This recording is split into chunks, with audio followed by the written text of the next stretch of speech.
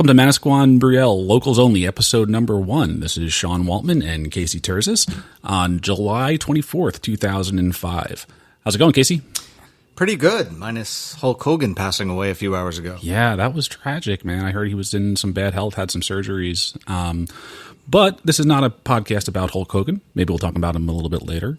But what we're doing here is a hyper-local podcast. So the idea came from Adam Curry, the podfather, noticing that there is a gap in the market when it comes to local coverage. I think we live in a pretty special area down here in southern Monmouth County. Manasquan and Brielle are both wonderful towns of about 5,000 people year-round. And at the little slice of Americana, there's a lot going on here. And there's also a bunch of characters that live around here. What I mean by that is you go to a party, you hear these great stories, and I thought it would be kind of cool for us to be able to bring some of those folks on. So in the future, we'll try to have guests that are experts in certain fields, may be very knowledgeable about the events that are happening in our local area. But I wanted to start kind of with an origin story, and we're going to ask guests that as well, in terms of how did you end up in Manasquan or Brielle? So, Casey, I'll start with you. Yeah, it's a good question, Sean. And you're right, Manasquan and this area it's just a very, very special place, and it's very special to me. My family started coming to Manasquan long before I was born. I guess my grandparents, from what I understand, came down here before my father, who is now 78, was born. So he spent his childhood summers down here. And when I was born, they took us, me, my brothers, and my sister down here as well. Rented a house down near the inlet for most of my childhood up until about 1994, I think it was. My parents bought a house on the beach, also near the inlet, and we've had it in our family ever since. I grew up next to you, as you know, which is also what made Manasquan so special. We would come down there and it'd be like an entirely different world than it was back up north. So am I a Benny? I guess technically, at least I was before I started paying a mortgage, but I would like to consider myself a local at this point. Yeah, and you came down here during college and your grad school and stuff like that, right? Oh, absolutely. I mean, even in high school, I would spend every weekend down here. I was down here as much as I possibly could be. So yeah, absolutely. Yeah, a similar story, I guess, on my side. Although I did find a genealogy record of my great-great-grandfather after World War I. He stayed at the Mars Inn, although it wasn't called the Mars Inn at the time. And so he started bringing his kids down there. And my grandfather, Dr. Thomas Talon, Doc, as we all called him, and he probably deserves his own episode at some point, a little bit of a local legend himself. For sure. Yeah. And so after World War II, he was a Marine corpsman. So he's a dentist in the Pacific Theater, left the Navy as a lieutenant commander. And in the late 40s, they had my mother after World War II, and he bought a boat called the Toodles Tea. That was her nickname. And he kept that boat at what is now Robinson's Marina or Anchorage. And that used to be the Marlin Tuna Camp. Some of you remember that then turned into the Drawbridge restaurant, but they would just come down. He had a dental practice up in Linden. They would come down and stay on the boat. And then, shortly after that, ended up buying a property on Crescent Drive in Brielle. Wish he had held on to that one. So they lived there for a while. And then in the 60s, he bought 413 Beachfront. And then at that time, no heat, nothing like that. It was just a bungalow. And late 60s, as I understand it, they expanded the house, put heating in, but it didn't have a back house. I remember. Yeah. So when we were growing up, before my Aunt Lori built a house there was a dog pen. He was an avid hunter, so he had beagles and stuff like that. And so then I was born, and my parents, my mom's a teacher up in Woodbridge. My dad worked for ExxonMobil up in Clinton, so we lived in Bridgewater, so Benny, sure. But I think I came here before I went home. And then we lived with my grandfather all summer long, and lived with him through college. I actually changed my address once I went off to Virginia Tech. And why did you change your address? So I could get into Leggett's without having to pay cover. Yes, that is exactly correct. So totally true. And I was bummed when I moved to Brielle that Leggett's does not accept a Brielle license. They do now. They do now? They do now as of this summer. Oh, I didn't know that. Oh, I should probably go. No, I probably shouldn't. But yeah, and then I was in Virginia for 14 years between school. I went to work in the intelligence community afterwards, and then started with Google. And funny story, I forget what we were up here. I think we were visiting my sister, and you and Nicole had been living in Manasquan for a while with Finn. And it was like a December day. And of course, when I was living in Virginia, we came here every weekend possible, even though it was 4 hours, whatever. We drove up here to be here. So we really liked it, of course, in the summertime. But I think what really made it interesting for Jen, my wife, was we were sitting at the old Committed Pig, right? And it was the day of the candy cane hunt. And that event, I think when she saw like the small town aspect of Manasquan and an event where, oh my goodness, like the Chamber of Commerce and all the stores put out presents for the kids. And where else in America do you have that? Yeah, not many places. And, you know, the way I convinced Nicole to move to Manasquan was very similar. I brought her into town with our son Finn, and we did the hayride with Santa. And it was that hayride that convinced her that this is exactly where she wanted to be. Yeah, I mean, you can't understate it. I mean, there's Christmas trees here. Yeah. It's not everywhere, you know, especially in today's America. So really, really awesome town. And then that was 2014, and we started looking for a house. I got a transfer for work to be at a New York office, and been here for 11 years now. So that's our origin story. So cool. Well, it is summertime, and as I like to say, we do not live here for the winters. How's your summer going? Summer's not bad. You know, work slows down considerably for me. A lot of my clients, I should mention I'm a mental health therapist. I have a practice on Main Street. A lot of my clients go on vacation. A lot of them are in camp. A lot of them, you know, problems just seem to fade away here when you are in the summertime. So business has been slow, which is excellent for spending 8-9 hours on the beach, golfing, doing whatever I can while my own kids are in camp. So I am very much enjoying my summer. What camps are they doing? Well, this is the first year we sent our 13-year-old Finn off to sleepaway camp out in the Poconos. So he went out there and got to do a whole bunch of really cool things that I would kill to do at this age. A lot of water sports, a lot of basketball, soccer, baseball. And he went up there with his buddy Gibson. First week they didn't love it, but they absolutely loved the second week and made some good friends. And then my youngest, who is 10, Jack has been doing different camps. So he's doing Pine Grove for 4 weeks. He's done basketball camp with your son. He's done marine science camp also with your son. So he's doing a plethora of different things. And then Finn is also playing stickball. So. Oh, that's cool. Yeah. Yeah, I know last year was a big year, and all the boys in the 12U, they got to go up to Cooperstown, right? Oh, they got to go to Cooperstown. However, my son had fallen off his bike a few weeks prior and needed surgery on his toe. So he was in a wheelchair when we went to Cooperstown. Still an awesome experience, just did not get to watch him play baseball. Yeah, that's a bummer. But, you know, baseball is really important. If everyone's aware, baseball runs through the blood of a lot of folks here in Manasquan. It's an important sport. We'll definitely have some folks on from MBLL, the Little League. They do an awesome job here in the coming episodes. So sleepaway camp in the Poconos. I don't think you could drag me away from here in the summer, but I kind of understand it. Yeah, we didn't give him a choice. We did basically drag him away. He's 13. He doesn't get to tell us what he's doing. Yeah. But no, we thought it would be a really good experience. And you're right. He doesn't want to leave the beach in the summer. But I did it as a kid, and I really enjoyed myself, and we really thought he would like it too. And I think it was a good experience. Will he do it again next year? I'm not sure. He's really enjoying his independence as a 13-year-old, riding his bike around town and heading up to the beach. He's really into surfing these days, so he's been doing a ton of that. But yeah, leaving Manasquan in the summer, I've never really understood that myself. No.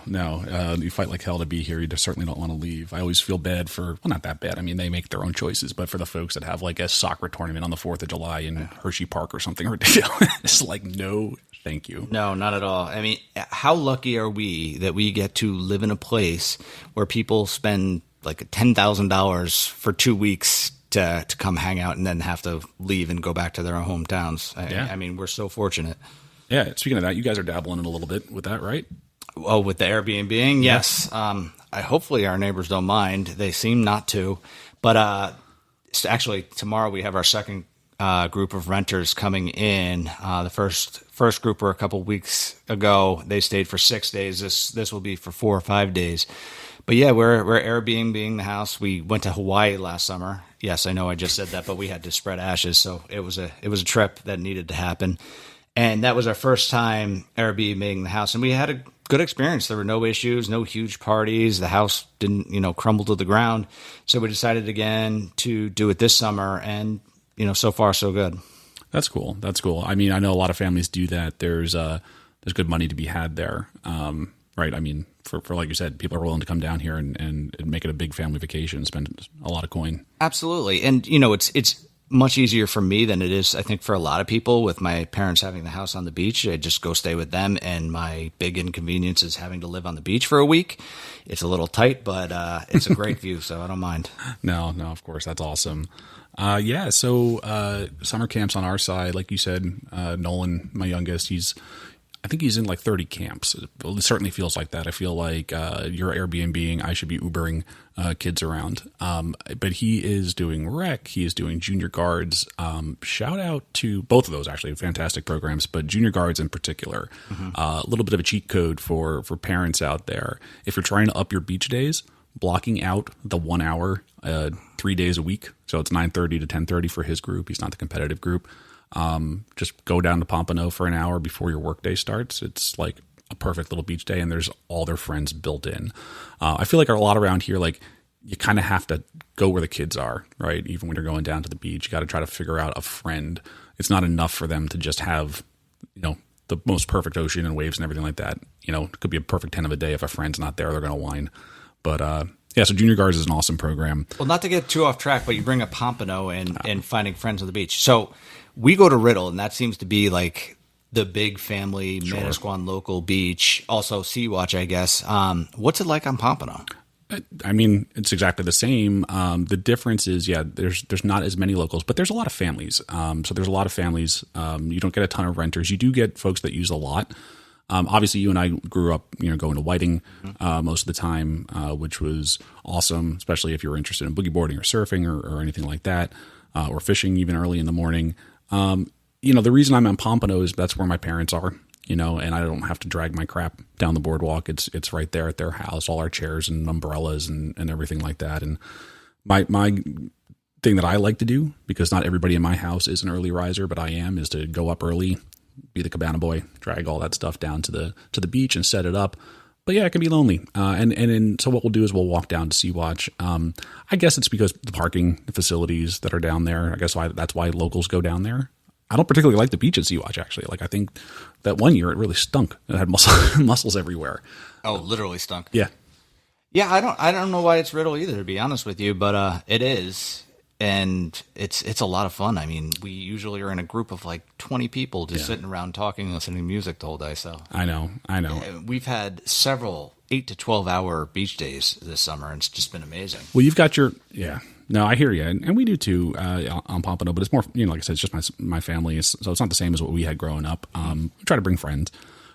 You're lucky because you've got your parents are on the north end now, so all of your stuff is there. How does everybody else do it? Do they just drop people off, or what do you see? Yeah, you see a lot of dads making several trips where the moms and the kids will be lugging just handfuls and handfuls of bags and boards and chairs, and then maybe 30 minutes later, dad shows up walking down the beach with more crap, but he's parked like on Fletcher and having to walk half a mile up to the beach. He may as well just walked home. Yeah, or go home and get their bike or something like that. So I think that's how most people do it. I actually did not get a parking pass for the first time this year. I completely forgot to go get it.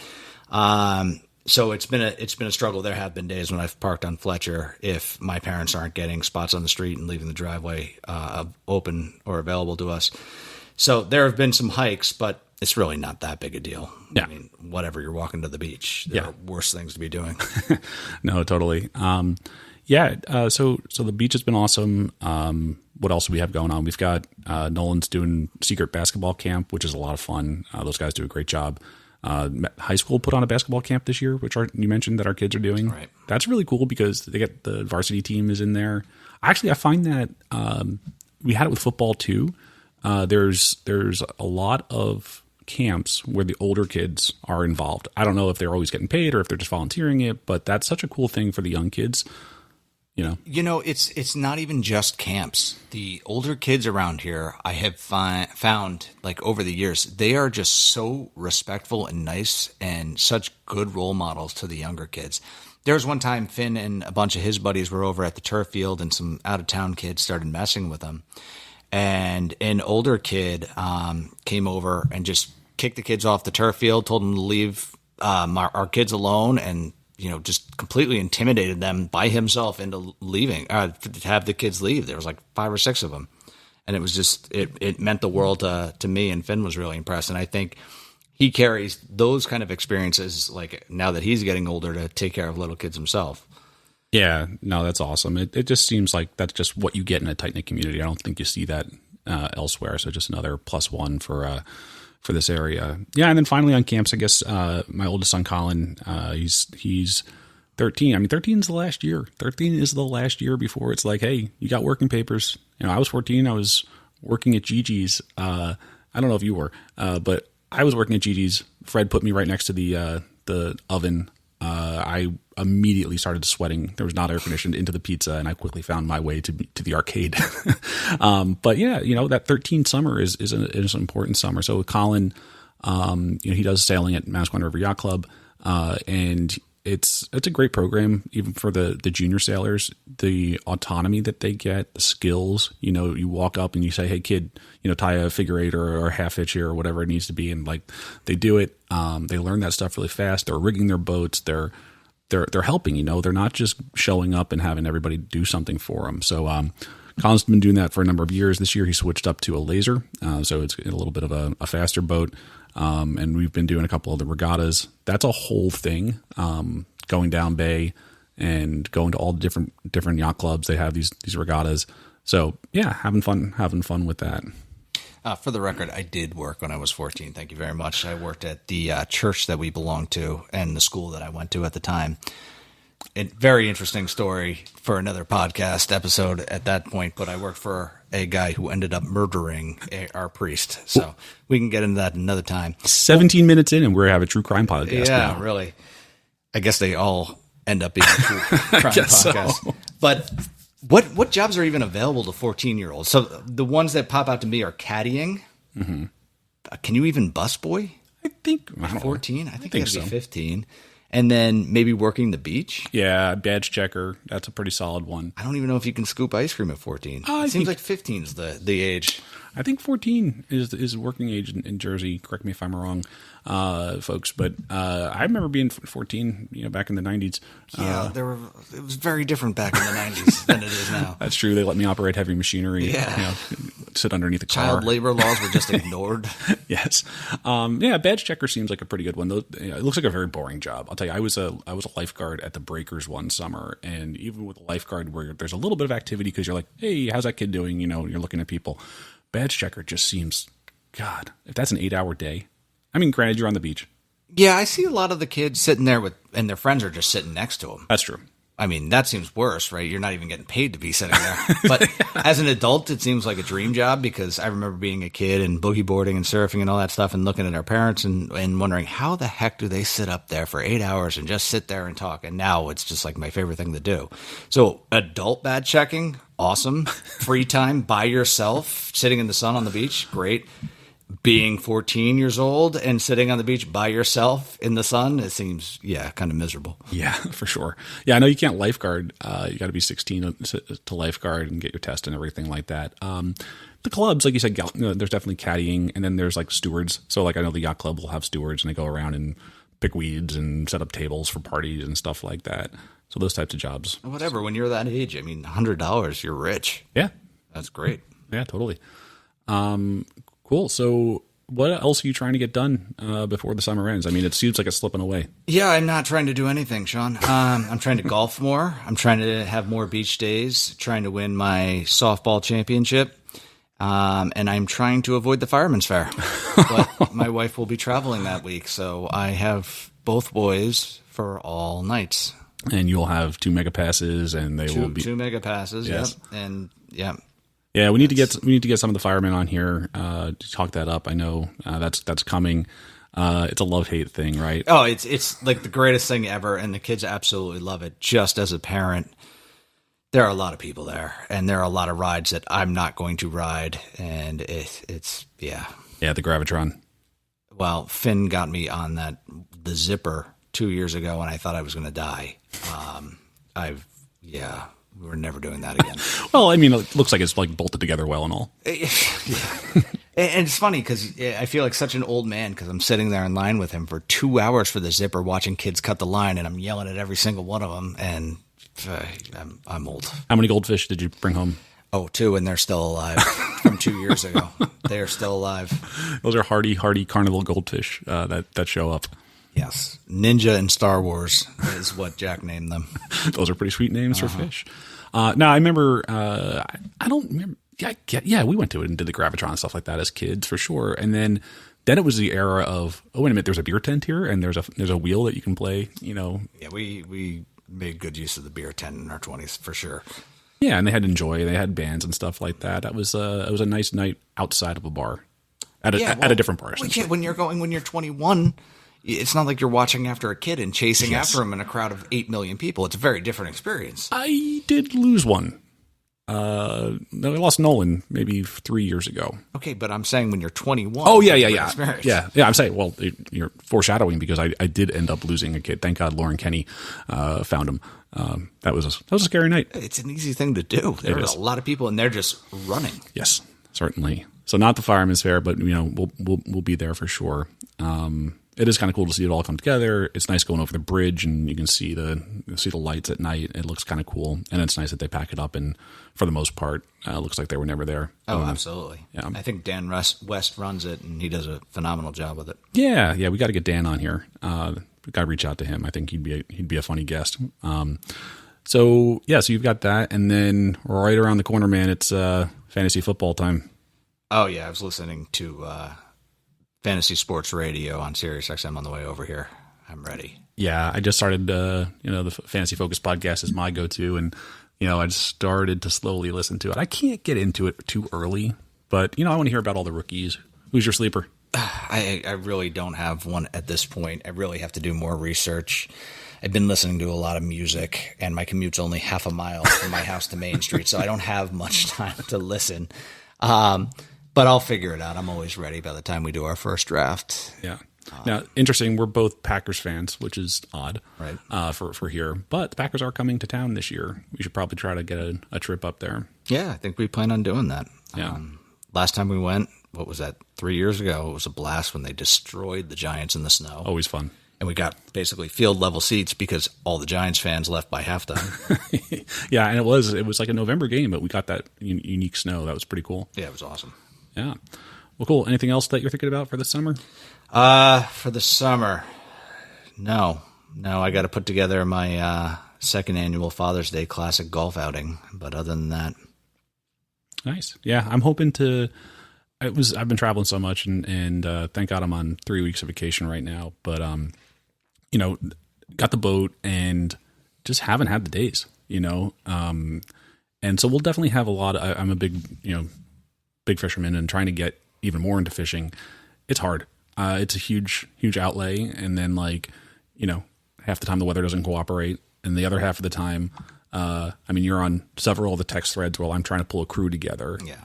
I always say this, it is so hard. I'm like, hey guys, do you want to go tuna fishing? And if I got that text, I'd be like, well, absolutely, that sounds amazing. You would think I said, hey guys, I need to move a refrigerator. Could you come help? Nobody is able to jump at a moment's notice. Yeah, I'm surprised you're surprised by that. If I was to say to Nicole, hey, by the way, tomorrow I'm leaving the house at 4 a.m. and I'll be back at around 4 p.m, or in 2 days if you're going out to the canyon, she'd be like, yeah, no, that doesn't fly. We got this and that and this. We have 2 kids, 8 billion plans. You got to take off work. Yeah, that's true. Why are you surprised that people can't drop their lives at a moment's notice to go on a 22-hour fishing trip? That's a fair observation. I guess I just expect more of people. I don't know how you find. I mean, 3 weeks in a row of vacation. Yes. Not everybody has that. No. I don't even get paid when I go on vacation. Well, that's true. That's a big difference. But you're your own boss, and I'm not. So I got to take what I get, and just hope that the weather window, pans out. And if not, look, I don't pull my boat till December. So really just halfway into the season at this point. But just disappointing. There's tuna being caught right now. It's just tough to get out. But yeah, I definitely have a couple of local guys I want to bring on to talk about. We'll have different episodes on fishing and everything else. And so if you want to be on this show, by the way, we're really hoping, like I said, to bring on our locals that have a unique story. There's actually a form that will be in the description of the podcast. You can go ahead and just fill that out and tell us what your first availability is. We want to try to drop this podcast every Saturday. So we might, depending on my travel, Casey's travel, et cetera, we might, queue up a couple of different episodes just on our availability. But we want to try to drop it every Saturday if possible. So please fill out that form. I'll be reaching out to a couple of folks that I mentioned. I wanted to get some baseball perspective in here. And then as events come up, if you're running the Fireman's Fair, if you're running Brielle Day, or you've got some big rec event, yeah, we want to have you on. Talk about that. Get it promoted. Cool. Anything else, Case? We're at 26 minutes. First podcast, first episode. Not bad. Yeah. I'm impressed. I didn't know if we'd have much to talk about, but I'm happy we did. Yeah, and as news events and stuff like that come up, obviously there's a lot of, we're not going to try to get, over political, but there's a lot going on. Affordable housing is a hot topic. Construction, the salty whale. There's no shortage of things to talk about around this town. But what I want to try to do is bring in knowledgeable folks to have the types of conversations that we have on sidebars at parties and stuff like that. And standing invitation for any elected officials, councilmen, mayors, school board, et cetera. If there's topics that you want to cover that matter to the citizens of Manasquan and Brielle, please reach out. All right, Case. Awesome. Have a great rest of the weekend, and we'll see you next time. She wanna know what it's like. Good night.